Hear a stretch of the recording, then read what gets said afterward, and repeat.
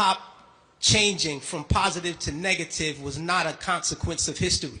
It was not a circumstance of history. It was nothing that just happened on its own. It had nothing to do with the changing of the times. It had nothing to do with that. It had everything to do with the fact that there are people in this particular society who wants to see us exactly where we are. And we cannot let that point elude us. These are the facts. How do we know? 1967, Kerner Commission report on urban disorder. When black people said, yo, we're tired of this system. You know what I mean? This system is oppressing us. So we rebelled against the system. We burned things. We said, yo, we had enough. He did his little report on what caused these riots. He said, what caused these riots? He said it was young children who started these riots, and what was motivating them was a high self-esteem and an enhanced racial pride. He said the majority of the rioters were high school dropouts, but they had a higher political orientation than their peers who did not drop out. And they saw the system as their enemy, so they attacked it in the right circumstance. So, fast forward to 1992. Same thing. #1 record on the radio, we had Fight the Power. Fight the Power is on the radio. Rodney King gets beaten before the world. The black youth rebelled against the system. Again, they did it again. And why? What primed them? Positive hip-hop.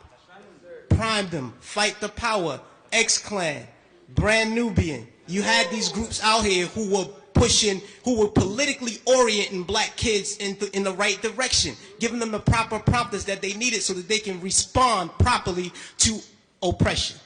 All right?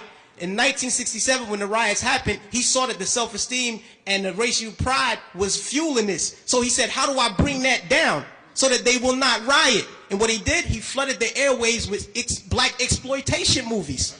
Nigga Charlie and the Return of Nigga Charlie. These were movies. Hip-hop didn't start calling people niggas. We had Shaft. We had Coffee.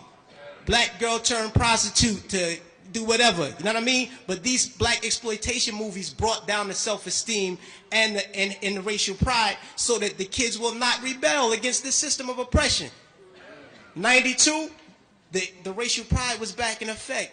We had black kids going to Dr. Ben Yuckinen lectures. We were spending our money to go see Farrakhan speak as opposed to going to a strip club.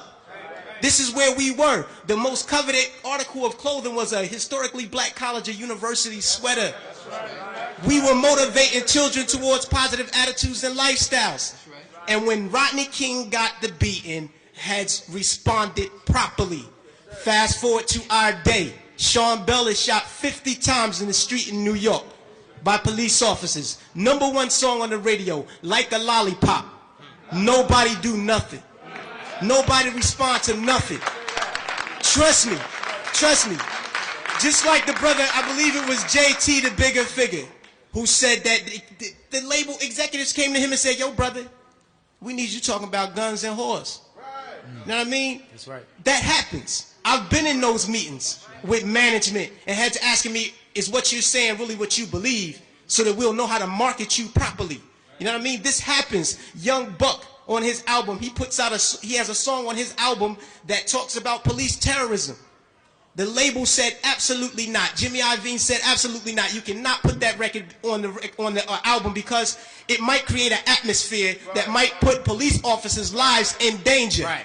So they took the record off, but they let him keep the other 14 songs on the album that talked about killing black youth. So this is what we're dealing with. We're not dealing with a circumstance or consequence of history. You know what I mean? The environment that we're embedded in puts us in a situation where we feel we have to maneuver and play the game and water our message down. You know what I mean? But no, what happened was they intentionally shifted the paradigm to get us exactly where we are right now. Right now, we're feeding the prison industrial complex right now. Our kids are going to prison because they're promoting these records. They're promoting these records daily that send us to jail. You know what I mean? It's cool to go to jail. You know what I mean? They glorifying these things. And it's not the black youth. We're in a position where we get, like the brother said, the choice. You know, he said, yo, I chose the positive. So I didn't do it. But every youth is not going to take that route. I know I come from the projects, grew up in the projects all my life. You know what I mean? And we're not turning down $500,000 to say nigga. We're not going to do it because we won't turn down 200 to take a package of crack from one corner to the next. You know what I mean? We living in a state of poverty and want of all things. So it's hard for us to make that. Our judgment is clouded. And they knew that the judgment would be even more clouded if they took groups like X-Clan off the radio. This is just what it is. And until we start to deal with the environment that's shaping the behavior, we'll never get to the next level.